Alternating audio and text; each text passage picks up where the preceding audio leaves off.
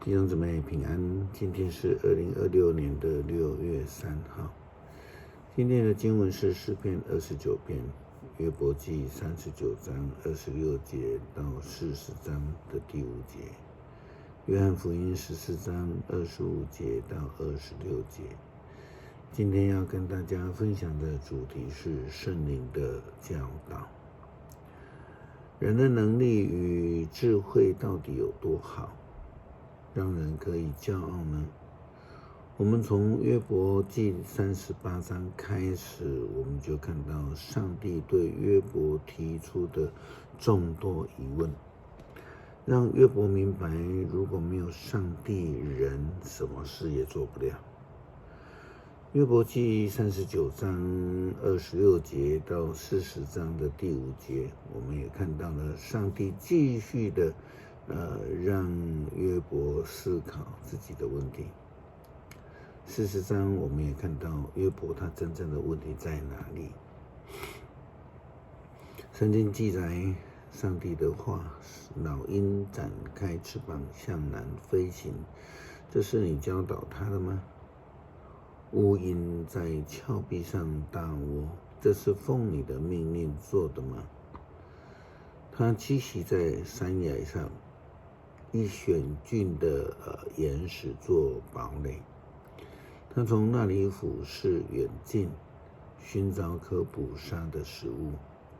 有尸首的地方，鹰鸟结集，雏鹰也来吸血。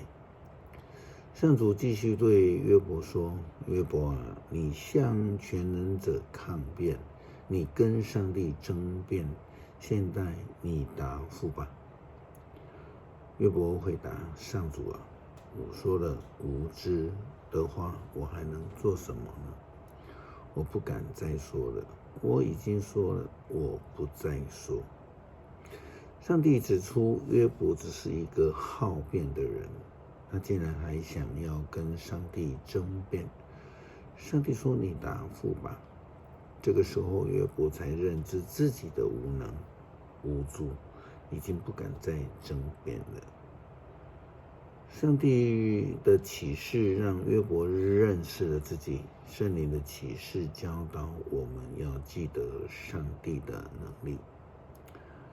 耶稣基督向门徒们预言应许将要赐下圣灵保惠师，圣灵的工作就是要来教导耶稣基督的跟随者们，启示他们耶稣基督所有的教导，也明白上帝是全能的上帝。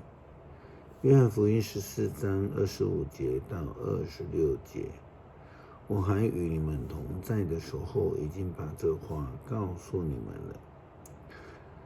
但是那为助者，就是父亲因着我的名要差来的圣灵，会把一切的事指示你们，并且使你们记得我对你们所说一切的话。是我们的确是需要圣灵的指导，让我们明白，让我们清楚，让我们更认识上帝，更认识自己，来学习依靠上帝，而不是来跟上帝争辩。诗篇29篇，神的众子啊，你们要歌颂上帝，你们要颂赞他的荣耀和大能，你们要歌颂上主荣耀的尊名，你们要敬拜神圣威严的上主。上主的声音传遍海洋，荣耀的上帝发出雷响，他的声音响遍大洋。上主的声音大有能力，他的声音满有威严。